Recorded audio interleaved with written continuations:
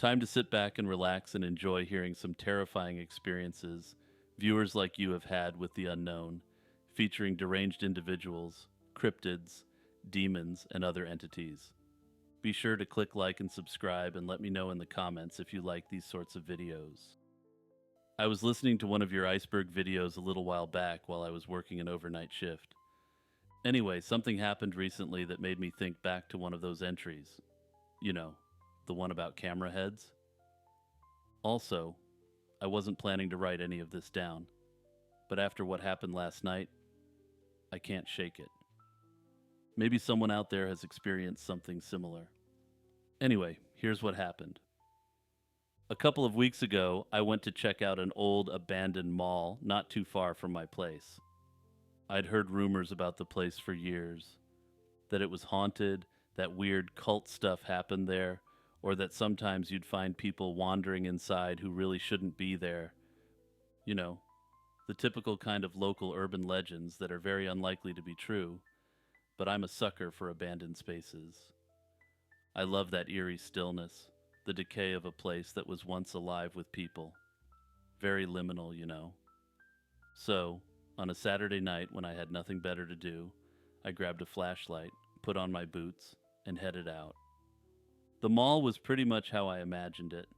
The parking lot was empty except for a few rusted shopping carts and a couple of busted streetlights. The windows were mostly shattered, and the entrance had that half-boarded up, half-dangling open look, like it couldn't decide if it wanted to keep people out or let them in. I squeezed through a gap between the boards and found myself in the main concourse. It was dark, of course, darker than I thought it'd be. My flashlight revealed old storefronts with shattered glass counters, outdated sale signs, and what looked like a broken merry-go-round off in the distance. The air smelled stale, like mildew and rust. Every step I took echoed off the walls and ceilings, making the place feel even emptier. Guess part of me enjoyed it. That sense of solitude. That was until I noticed I wasn't alone. At first, it was just a sound, a soft, rhythmic clicking that I couldn't quite place. It wasn't a drip, and it wasn't an animal. It was mechanical, like gears softly grinding. I paused, pointing my flashlight around, trying to catch the source, but the beam just bounced off cracked tiles and the gaping darkness of empty stores. I shook it off, figuring it was probably something shifting in the wind, or maybe even an old security camera moving around, even though the power had to be cut a long time ago. I kept walking, making my way toward the food court. The clicking sound faded, and I started to relax. That's when I saw it. The silhouette stood at the end of the corridor, right where the hallway split into two paths. It was tall, definitely taller than me, and it had this odd, stiff posture. My flashlight hit it, and for a second I thought it was just a mannequin. It had that same awkward plastic kind of stance, but then it moved. Just a twitch, a jerk of its head, or rather, where its head should have been. Instead of a head, there was a camera. Not like a handheld camera or anything. More like an old surveillance camera. The kind you'd see bolted to the corner of a ceiling. The body was human, clothed in something dark and worn, but that head was unmistakably mechanical. It had a blinking red light that fixed on me the second my flashlight beam crossed it. I froze. My heart was pounding, and I could feel that surge of adrenaline that screamed at me to run. But I couldn't. I just stared at it, and it stared back, the red light flickering slightly like it was focusing on me. The clicking sound started again, louder this time, and I realized it was coming from the thing's head. A soft whirring and clicking as the camera adjusted.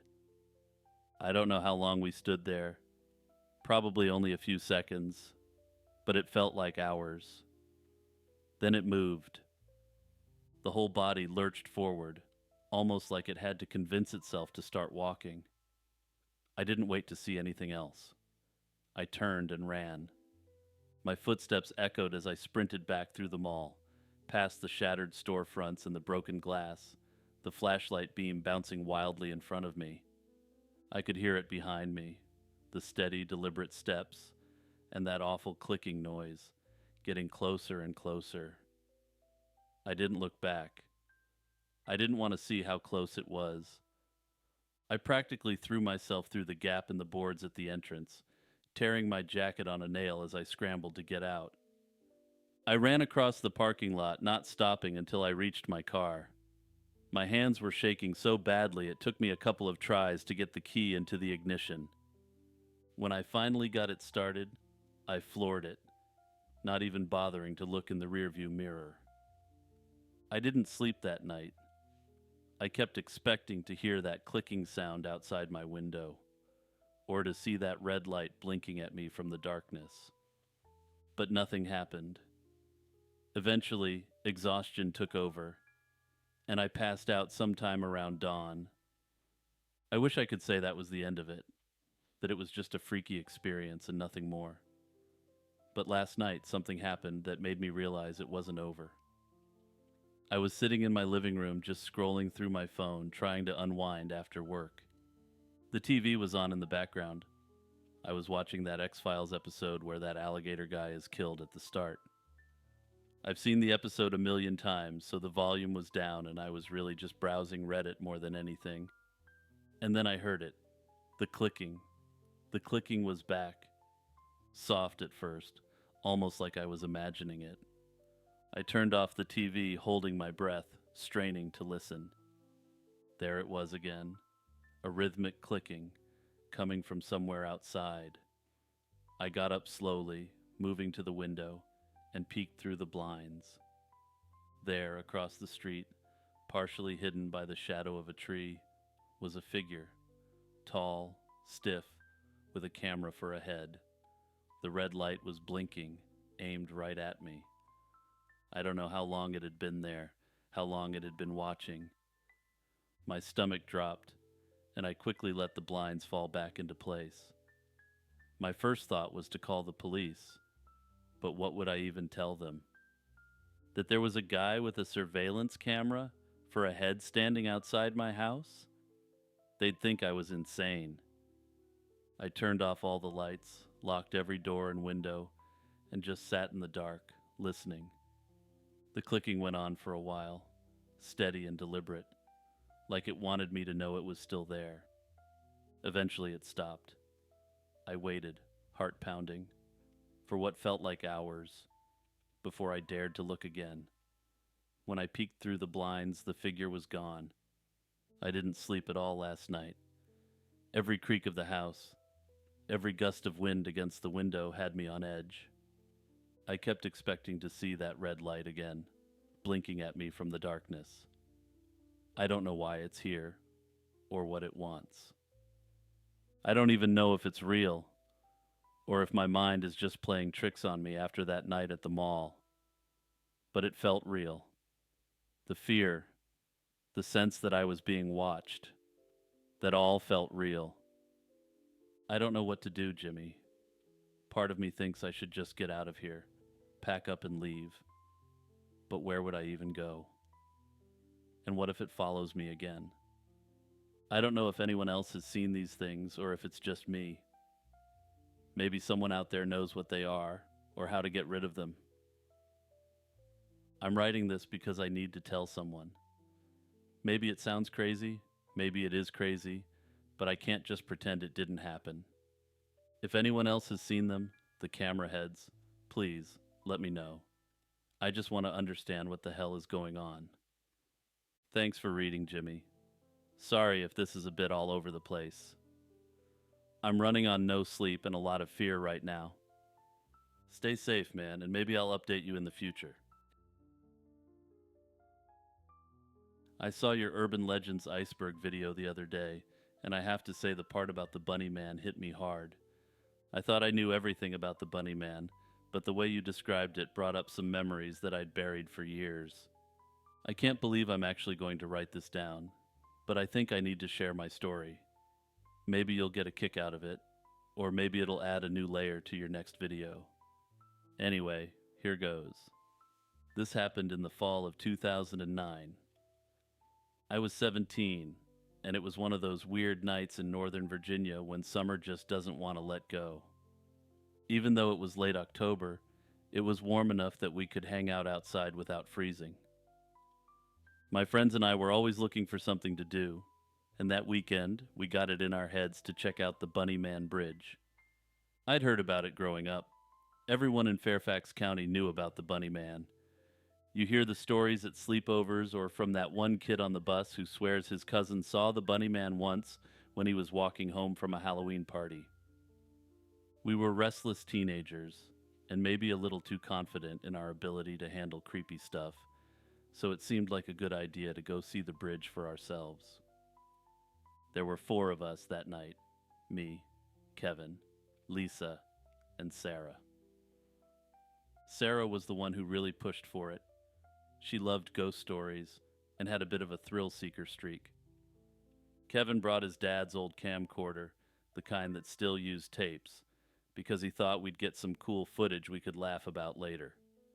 We left my house around 10 p.m. and drove Kevin's beat-up old Honda down to Clifton, where the bridge is. The town itself was quiet, almost too quiet, like it was holding its breath.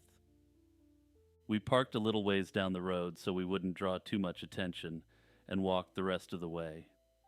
I remember how dark it was, the kind of dark that makes your skin prickle, because you feel like anything could be out there, just beyond where the headlights end. The Bunnyman Bridge is actually a narrow, one-lane railroad overpass, covered in graffiti and half hidden by trees. The stories say that back in the 1970s, people started seeing this guy in a bunny suit around there, sometimes wielding an axe. Sometimes he's just standing there, staring at you, until you decided to turn the car around and get out of there. People say he used to attack cars or leave dead rabbits hanging from the bridge. Some even say he's a ghost or a spirit from an old insane asylum that supposedly got shut down nearby. Whatever the case, we were dumb enough to think we'd go see it for ourselves. The walk to the bridge was eerie enough. The trees seemed to lean in like a closing canopy blocking out the moonlight, and the only sound was the crunch of leaves under our feet and Kevin's camcorder whirring as he filmed us. We tried to keep it light, making jokes about how if we saw the Bunny Man, Lisa could probably take him because she'd been doing kickboxing classes. But you could tell the jokes were just a way to keep the nerves at bay. Every time a twig snapped or we heard rustling in the underbrush, we'd all freeze, eyes darting around until someone laughed it off. We got to the bridge just before midnight. The air was thick and still, like the world was waiting for something to happen. Kevin aimed his camcorder at the graffiti-covered concrete, the flashlight beam catching the layers of spray paint. Names, dates, crude drawings. The words, "The Bunnyman's alive," were scrawled across the left side in jagged black letters. I felt a chill that had nothing to do with the weather. There was something about seeing it right there in front of us that made all those stories feel real in a way they hadn't before. We stood under the bridge for a while, not really sure what we were expecting. Sarah kept looking around, shining her flashlight up at the treetops, trying to spot anything unusual. Kevin was narrating into the camcorder, doing a cheesy documentary voice. Lisa was leaning against the bridge, playing with her phone and frustrated by the lack of a signal.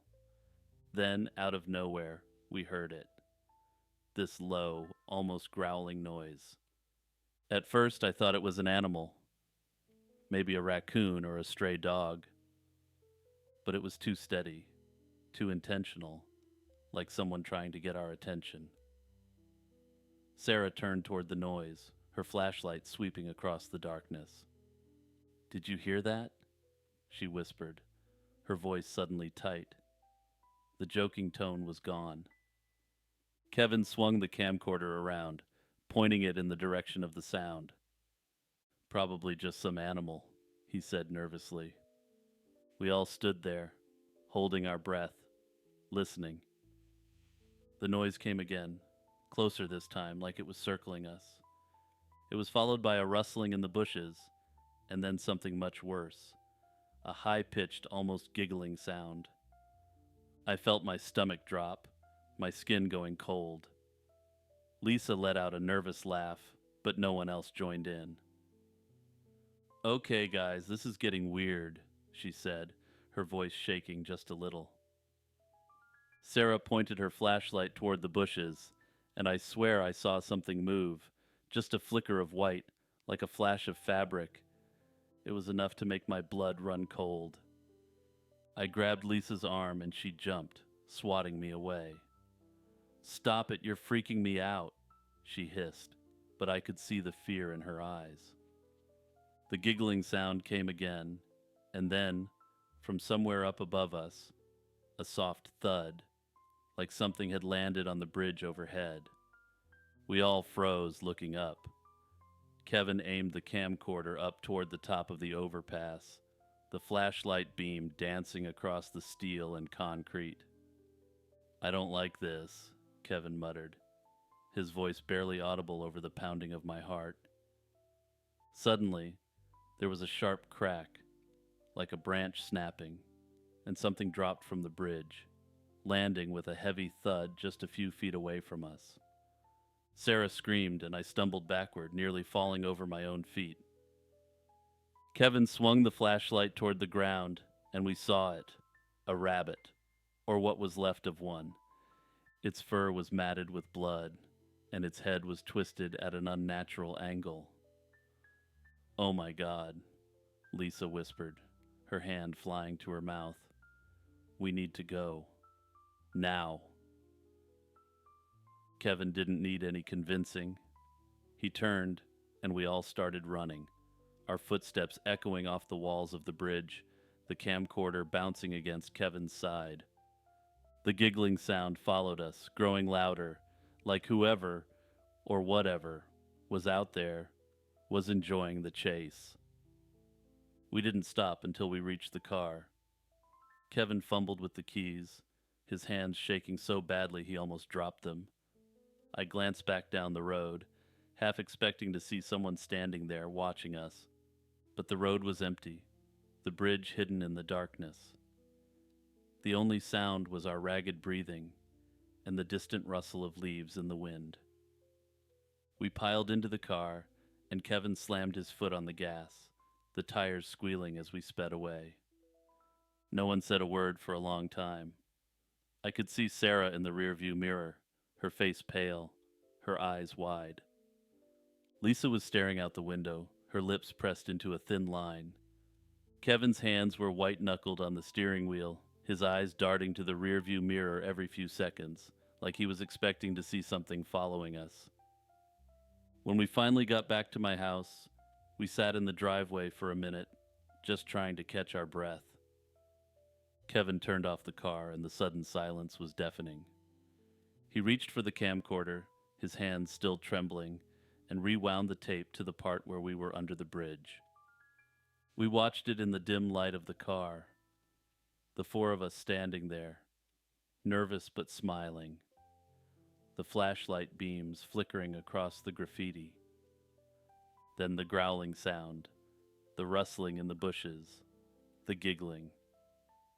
But when Kevin pointed the camcorder up at the bridge, there was something else, a figure just barely visible at the edge of the frame. It was tall, dressed in what looked like a dirty, tattered bunny costume, the face obscured by shadow. It was just standing there watching us. I felt my stomach drop, a cold shiver running down my spine. None of us had seen it at the time, but there it was, clear as day on the tape. Holy crap, Sarah whispered, her eyes wide. He was right there. Kevin fast-forwarded to the part where the rabbit had dropped from the bridge. The camera caught it perfectly, the limp body falling, the blood-stained fur, the twisted head. And then, just for a split second, the figure again, moving at the edge of the frame, disappearing into the darkness. We didn't say much after that.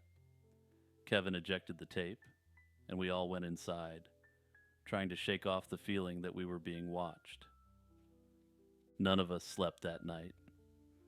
We stayed in the living room, the lights on, the camcorder sitting on the coffee table like some kind of talisman. Lisa wanted to call the cops, but what would we have told them? That we saw a guy in a bunny suit hanging around the bridge? That he'd dropped a dead rabbit in front of us? It sounded ridiculous, even to us. The next day, Kevin took the tape home, and we never really talked about it again. I think we all just wanted to forget it, to pretend it had never happened. But sometimes, late at night, I think about that figure on the bridge, the way it just stood there, watching us. And I wonder if maybe the stories are true. If there really is something out there, lurking in the darkness, waiting for people like us to come looking for it. So yeah, Jimmy, I guess that's my Bunny Man story. I don't know if it adds anything to the legend, but it sure as hell made me a believer. What's up, Jimmy? I know you probably get a lot of messages from random people after uploading that demonology iceberg video, but I need to tell you what happened. So, here's my story. Maybe it'll be a cautionary tale for anyone else dumb enough to try this. I'm not proud of what I did, and I guess writing it down here makes it real, but maybe it'll help someone else steer clear of the mess I made. So here goes. I tried summoning Asmodeus. Yeah, that Asmodeus. Prince of Hell. Demon of lust and wrath. I thought I was ready.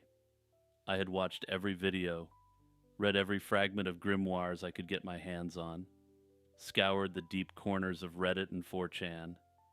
I was prepared, or at least I thought I was. It all started a few nights ago. I was in my basement, where I set up what I thought was the perfect ritual space. Candles, chalk, incense, everything I found on some pretty sketchy places. My basement isn't exactly spacious. Low ceiling, cluttered shelves with old tools, a washing machine humming along in the corner. Not exactly the place you'd think to contact the supernatural, but I figured it was private enough for a summoning ritual. I marked the sigil of Asmodeus, right in the middle of the concrete floor. It took me a good half hour to get the design just right. If you've seen his sigil, you know it's no joke to get all the lines symmetrical. Anyway, the candles were lit, placed precisely at the 5 points of the circle, flickering a sickly yellow. I was reciting from the Ars Goetia, resting in front of me, open to the page with the incantations. I remember hesitating for just a moment, looking at the words. They felt heavy even before I said them out loud, like they were alive and buzzing under my skin. But I shrugged it off. My heart was pounding so hard I could barely hear myself think, but I went ahead anyway, just like an idiot diving into an empty pool. I started chanting. The words were like Latin, but twisted, like Latin's evil twin. The room seemed to shrink the more I spoke. The air thickened, felt heavy in my lungs. A coppery tang, like blood, filled my mouth, even though I hadn't bitten my lip or anything. The candles flickered. At first I thought it was just a draft, but I quickly realized it wasn't that. They flickered in sync, like they were responding to something. When I reached the end of the incantation, I felt something. A shift. The sigil on the ground seemed to ripple, like it was ink dropped into water. I wish I had stopped right there, but curiosity got the better of me. I leaned in, staring at the way the chalk lines seemed to move and twist, and for a heartbeat, I felt a presence. It wasn't just that I thought someone was there, I knew it. My whole body reacted like I was standing in front of a predator, every hair on end. That's when things got really wrong. The candles flared, almost blinding me, and I heard this low growl, not like an animal. It was more like the sound of rocks grinding against each other, deep and angry. I looked down, and the sigil, the lines weren't just shifting anymore. They were burning. The chalk turned black, and I could smell it, sulfur and something else, something putrid. I stepped back, but the concrete itself seemed to soften, warping beneath my feet. My ears popped, like when you change altitude too fast, and suddenly I could hear whispering. It wasn't one voice, it was dozens, maybe hundreds, all murmuring at once, overlapping and tangled. I couldn't make out the words, but I could feel their intent, mocking, angry, hungry for my soul. My head was spinning, and that's when I saw it. A shadow, darker than the basement's already dim light, rising from the center of the sigil. It wasn't Asmodeus. I don't know what I was expecting. Some grand demon with horns and charisma. But this thing was wrong. It was more like smoke, but it had weight, presence. It twisted, forming shapes that were almost human, but never quite right. Too many arms, a face that stretched and melted, eyes that blinked in and out of existence. And it spoke, not out loud, but in my head, echoing like it was bouncing around inside my skull. It was furious, Jimmy. I don't know how I screwed up, but I must have done something, because this thing, whatever it was not happy to be here. I remember it telling me, or maybe just showing me, flashes of things, fire, chains, screaming faces. My chest tightened like I couldn't breathe, and I realized I couldn't move. My feet were glued to the floor, my legs like lead. I tried to speak, to banish it, but the words caught in my throat, my mouth dry and useless. The shadow, I swear it laughed, a soundless, mocking laugh that rattled in my bones. The air grew colder, and I could see my breath misting in front of me. I knew I had to do something, anything, to break the connection, but my mind was blank with panic. My eyes darted to the candles. They were guttering, almost out. I don't know what possessed me, but I lunged forward, breaking whatever invisible hold was keeping me still, and swiped my hand through the nearest flame. It burned, but that pain was like a shock, waking me up. The shadow recoiled, shrinking back towards the sigil, which had stopped burning and now looked like a smear of soot on the floor. The whispers grew louder, almost a wail, before fading all at once, leaving a ringing silence in my ears. The shadow collapsed in on itself, and then it was gone, like it had never been there. The candles went out, plunging the basement into darkness. I didn't stick around. I bolted up the stairs, nearly tripping over myself, and slammed the door shut behind me. My heart felt like it was going to burst out of my chest. I locked the basement door. Not that a lock would do anything against something like that, and I just sat there on the kitchen floor for what felt like hours. My hand was blistered from the candle, and the smell of burnt flesh mingled with that sulfuric stench that seemed to cling to me, no matter how much I tried to ignore it. I haven't been back down there since. I can still hear the whispers sometimes, late at night, when everything is quiet. Just faint enough that I can't make out the words, but I know they're there. I don't know if I actually summoned Asmodeus, or just opened a door for something else, something worse. Maybe it was never about Asmodeus at all. Maybe I was just a dumbass who thought he could play with fire without getting burned. Anyway, I'm telling you this because I know other people might be thinking about trying it, especially after watching your video. I'm not blaming you. You were just stating facts out there, and you said this stuff is no joke.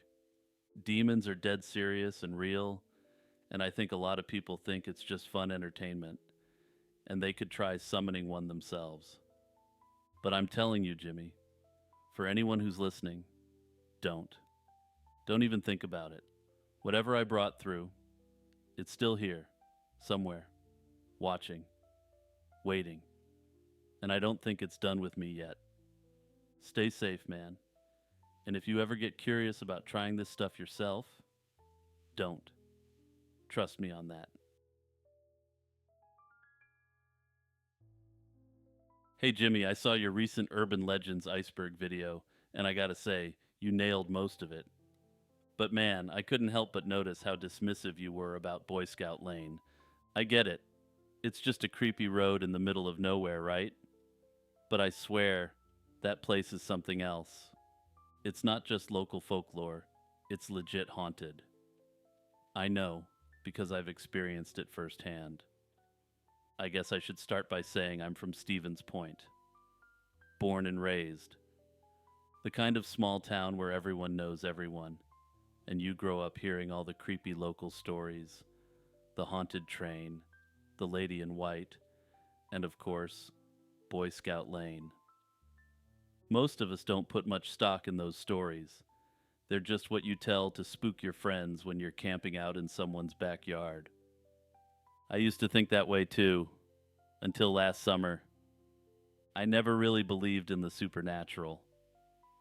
I'm not the type to get freaked out by creaky floors or cold drafts, and I always thought the stories about Boy Scout Lane were just old rumors. You know, the typical urban legend setup. A group of Boy Scouts went missing or died mysteriously out in those woods back in the 50s, and now they haunt the place. Some versions say it was a tragic bus accident. Others talk about a scoutmaster who lost it in a big way. None of the stories match up. But the woods around that road, they've always had a strange vibe. Anyway, last summer, a group of my friends, Jake, Lila, and Marcus, decided it would be fun to go check out the lane. It was one of those sticky Wisconsin nights, and we'd already had a few brews at Jake's place. It was probably around midnight when someone brought up Boy Scout Lane. Lila dared us to go, and you know how it is. No one wanted to be the chicken. At first everyone said no, but then Lila said if we wouldn't go, she would just take Jake's ride and go out there alone. So just like that, we piled into Jake's old truck and headed out. Boy Scout Lane is a narrow, dead-end road with thick woods on either side. No streetlights, no houses, just trees that seem to lean in as you drive. The air gets heavy, like it's hard to breathe. Even in the dark, you can see the way the branches tangle above you, blocking out the sky. We were all laughing at first, Jake talking big about how he was going to find one of those ghost Boy Scouts and make him take a selfie. The usual bravado, you know? But as soon as we turned onto that road, it was like someone flipped a switch. The laughter just faded out. Jake killed the headlights as we rolled slowly down the gravel lane, the crunch of the tires the only sound. We were all staring out into the woods, squinting like we expected to see something staring back. The deeper we went, the more I felt it, this creeping unease that I couldn't shake. It's hard to explain, Jimmy, but it's like the woods were watching us. Not just the usual, I feel like I'm being watched kind of thing, but something way more intense. Like the trees themselves were waiting for something. We stopped about halfway down, where the road widens into this little turnaround area. Jake turned off the engine, and for a second, there was just silence. Not even crickets, which is weird for a summer night out there. Just dead quiet. Lila was the first one to break it, whispering something about how the air felt wrong. She wasn't kidding. It felt thick, like the humidity had somehow turned into a weight pressing down on all of us. Marcus decided it was the perfect time to get out and take a leak. He opened the door, and I remember thinking it sounded too loud, like the creak of the hinge echoed off the trees. He stepped out, muttering something about us being wimps, and wandered a little ways into the woods. The rest of us stayed in the truck, not really talking, just kind of waiting. It was like none of us wanted to admit that we were actually scared. A few minutes went by, and Marcus still hadn't come back. Jake called out for him, but there was no answer. Lila was starting to freak out a little, saying we should just leave, but Jake laughed it off, saying Marcus was probably just trying to scare us. He grabbed his flashlight, handed another one to me, and we both got out. I remember the air outside the truck was so still, no wind, no rustling leaves, nothing. It was like the whole forest was holding its breath. We started walking towards where Marcus had gone, shining our flashlights around, but the beams barely seemed to cut through the darkness. I kept calling his name, but my voice sounded small, like it was being swallowed by the woods. We went a little further, maybe 20-30 yards from the road, and that's when I saw it, this weird flicker of movement out of the corner of my eye. I turned the flashlight that way, but there was nothing there, just trees and shadows. I could feel my heartbeat in my ears. Jake was ahead of me, and he stopped suddenly. He turned back to me, and I could see his face in the flashlight beam. He wasn't laughing anymore. He just pointed, and that's when I saw what he was looking at. There was a figure standing maybe 10 feet away, partially hidden behind a tree. It was small, like a kid, but the proportions were off. The head was too big, the limbs too thin. I couldn't make out any details, just this silhouette that seemed to blend into the darkness. I called out, thinking maybe it was Marcus trying to mess with us, but it didn't move. It just stood there, watching. Jake took a step towards it, and I swear, Jimmy, the thing moved behind the tree. Not like it walked, but like it just shifted, like it was part of the shadows. Jake and I looked at each other, and I could see the fear in his eyes. Without a word, we both turned and ran back towards the truck. When we got there, Lila was already in the passenger seat, her face pale. She kept saying she heard something moving around in the woods, something that wasn't Marcus. We jumped in, and Jake started the engine, the tires spinning on the gravel as we sped back down the lane. I kept looking out the back window, half expecting to see that figure standing in the middle of the road, but there was nothing, just darkness. We made it back to Jake's place, but Marcus wasn't there. We tried calling his phone, but it went straight to voicemail. We were all freaking out at that point, trying to figure out what to do. It was almost 3 in the morning by then, and we didn't want to call the cops. What would we even say? That our friend got spooked by a ghost and disappeared in the woods? We decided to wait until morning, hoping he'd just show up.